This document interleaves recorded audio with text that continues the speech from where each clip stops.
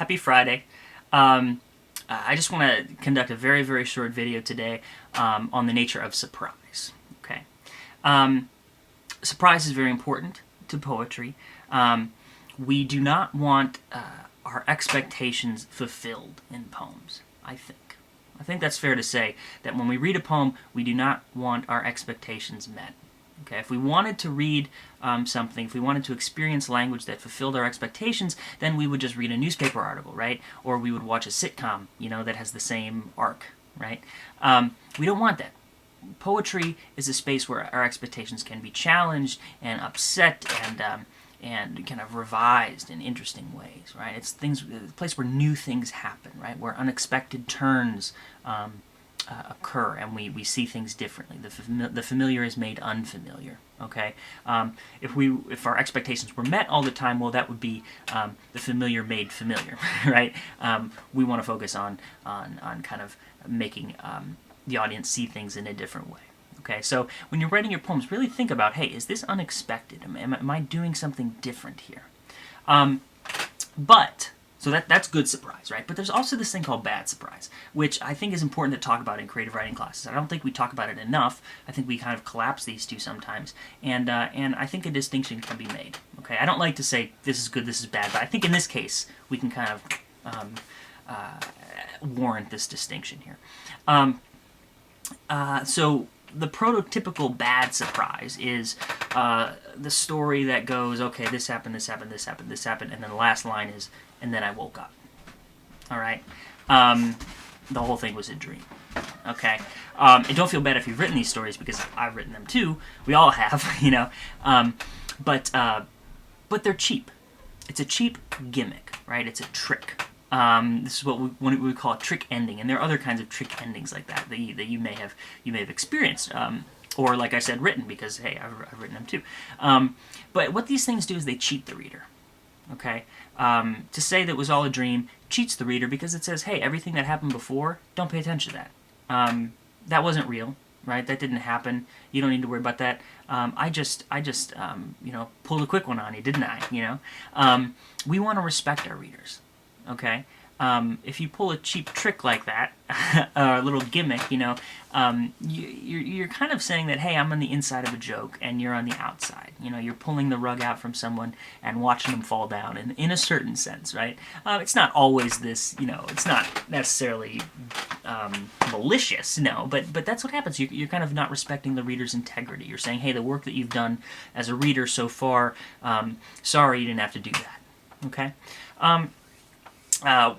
Terrible example would be if this was one of those internet trick videos, right? Where you're watching something nice and all of a sudden like a scary face comes up and on the screen.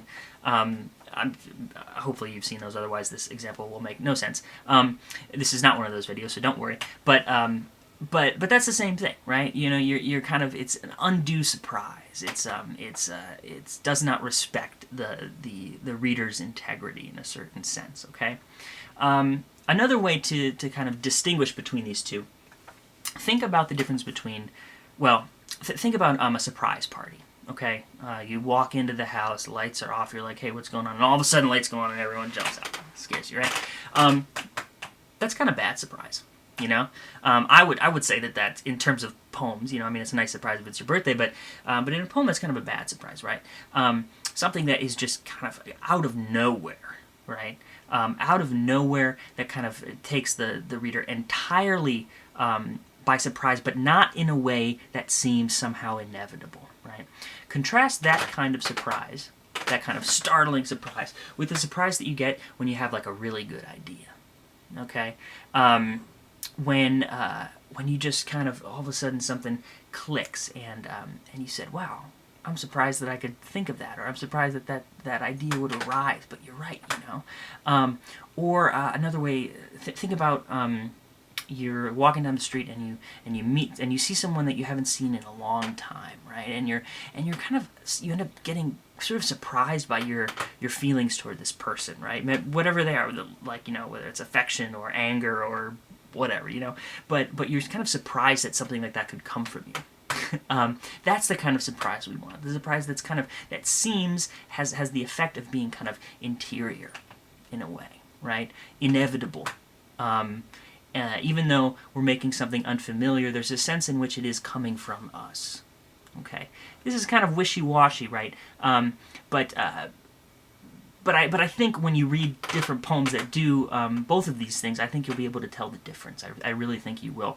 The only way I know of ensuring that that I'm writing a poem with good surprise as opposed to bad surprise is if I don't know where the poem is going, right? And this is something we talked about last Friday, right, in the movement of a poem. If I don't know where it's going, then there's no way it can be a bad surprise because it won't be like, you know, premeditated in a sense, right? If I know that it's all a dream, well, then, you know, that's a bad surprise, right? But if I don't know what's going to happen, if I surprise myself, then the reader will be surprised too, in a good way, I think, right? We come back again to Robert Frost's no surprise in the writer, no surprise in the reader.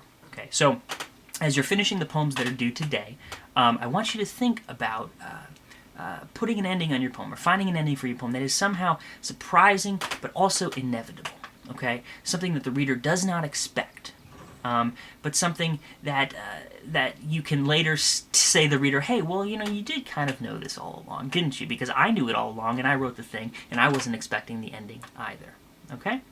This is one way to think about how to end a poem. It's tricky. Endings are tough, you know. The other remark I want to make very quickly about endings is that see if you can find an ending that doesn't snap the poem shut. Okay? See if you can find an ending that kind of rings out a little bit, right? You don't want your poem to snap shut at the end, like a well-made box, someone says, right? Yeats said that or something like that. I think he wanted them to, but we don't want that. We want the poem to kind of open up. You want the last note to be like kind of a rung bell that kind of like sings out for a little bit. Leave some questions unanswered, in a sense. You may not know what questions you're leaving unanswered, but something is resonating. Okay? Resonance is what we want. This is a tough job. This is very difficult, but you guys can do it, I know. I'm excited to read these second poems. Please have them both posted to the discussion page and submitted to me by 11:59 tonight. Okay, guys? And you have some readings for today as well. And I believe in assignment as well. Okay? Great, guys. Thanks.